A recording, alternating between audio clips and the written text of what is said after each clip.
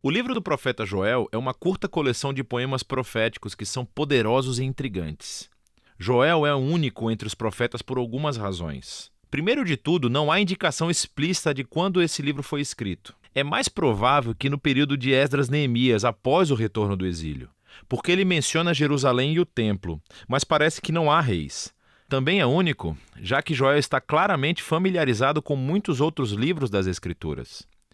Ele alude ou cita outros profetas, como Isaías, Amós, Sofonias, Naum, Obadias, Ezequiel, Malaquias e até o livro do Êxodo. E isso está conectado com a última característica única, que Joel nunca acusa Israel de nenhum pecado específico. Assim como muitos outros profetas, ele anuncia que o julgamento de Deus está vindo para confrontar o pecado de Israel, mas ele nunca diz o porquê. Provavelmente porque Joel assume que, tal como ele, você já leu os livros dos profetas e você já sabe tudo sobre a rebelião de Israel. Agora, juntos, esses três recursos nos ajudam a entender esse pequeno livro fascinante. Que Joel é um autor bíblico que foi imerso ele mesmo em escritos bíblicos anteriores. E a sua reflexão sobre eles o ajudou a compreender as tragédias da sua época, mas também lhes deu esperança para o futuro. Vamos nos aprofundar e ver como esse livro é importante. Nos capítulos 1 e 2, Joel se concentra no dia do Senhor. Esse é um tema-chave nos profetas e descreve eventos no passado quando Deus apareceu de uma forma poderosa para salvar seu povo ou confrontar o mal. Pense nas pragas do livro do Êxodo. Mas o profeta viu nesses eventos passados como indicadores de uma época futura em que Deus voltaria a confrontar o mal entre o seu povo, mas também entre as nações, e traria a salvação ao mundo inteiro. E então, aqui, nos capítulos 1 e 2, Joel reuniu dois poemas paralelos que incidem sobre esse tema. Então, o capítulo 1 é sobre o dia do Senhor no passado. Ele começa anunciando um desastre recente, que um enxame de gafanhotos devastou Israel. E a sua descrição do enxame lembra o dia do Senhor contra o Egito.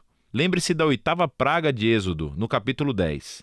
Exceto que desta vez os gafanhotos estão sendo enviados contra Israel. E assim, Joel pede aos presbíteros e aos sacerdotes que liderem o povo em arrependimento e oração. E Joel realmente se arrepende junto com todos os sacerdotes.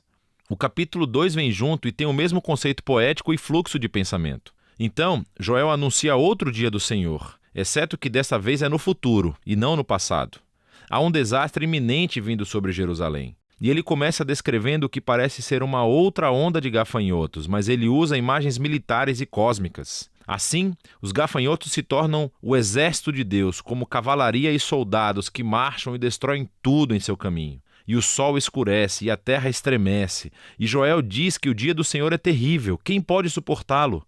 E assim, mais uma vez, Joel pede às pessoas que clamem e se arrependam. E ele diz como devem fazê-lo, entregando seus corações e não as suas roupas e retornando ao seu Deus. Em outras palavras, Joel sabe que o arrependimento pode ser apenas um espetáculo para se livrarem do problema. E ele diz que Deus não está interessado nisso. Ele quer uma mudança genuína para que seu povo pare com seu egoísmo e maldade. E então, Joel diz por que Israel deve se arrepender. Porque Deus é gracioso e compassivo. Ele é lento na ira e cheio de amor. Ele cita aqui o livro do Êxodo sobre como Deus perdoou Israel depois que eles fizeram o bezerro de ouro. A partir dessa história, Joel aprendeu que a misericórdia e o amor de Deus são mais poderosos do que a sua ira e julgamento. E assim, ele conduz o sacerdote em atos de arrependimento e oração, pedindo a Deus que poupe o seu povo. Então, logo depois desses dois poemas, a cena muda. E temos uma breve narrativa sobre a resposta de Deus ao arrependimento de Joel e do povo. Então, Deus estava cheio de paixão por sua terra e tinha compaixão do seu povo.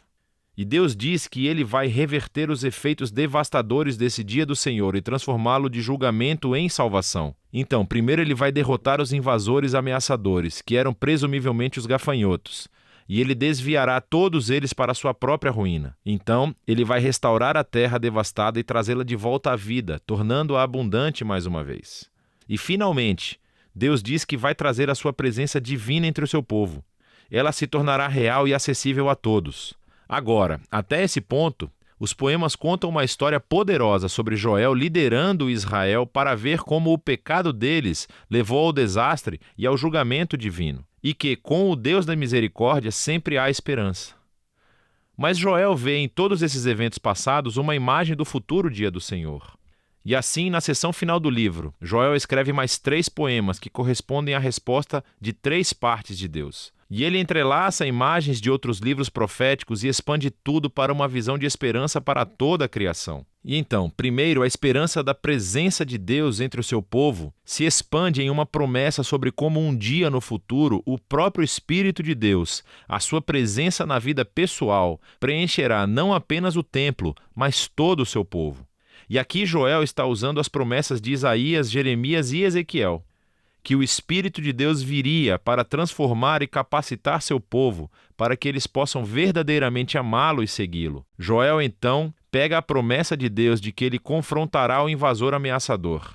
E Joel vê nesses gafanhotos devastadores uma semelhança com as nações violentas e arrogantes que devastam e oprimem as pessoas. E assim ele se baseia nas promessas de Isaías, Sofonias e Ezequiel sobre o futuro dia do Senhor, quando Deus confrontará o mal entre todas as nações e voltará a sua violência contra si mesmos, trazendo justiça para corrigir todos os seus erros. E, finalmente, Joel pega as imagens da restauração da terra e vê aqui uma esperança para a renovação de toda a criação. Assim, ele se baseia nas promessas de Isaías, Ezequiel e Zacarias, de que o dia final de justiça de Deus será seguido por uma restauração do mundo inteiro, um novo Éden, onde a presença de Deus em Jerusalém fluirá como um rio e trará uma renovação cósmica. E assim, o poema de Joel termina com o perdão e a misericórdia de Deus, criando uma nova criação. E assim, esse pequeno livro de Joel explora ideias profundas sobre como o pecado e o fracasso humanos causam destruições tão devastadoras em nosso mundo, sobre como Deus anseia por mostrar misericórdia àqueles que são responsáveis pelos seus pecados e os confessam, e sobre como tudo isso nos leva a esperar que Deus um dia derrote o mal em nosso mundo, mas também dentro de nós, e traga a sua esperança de cura para tornar todas as coisas novas. E é disso que se trata o livro de Joel.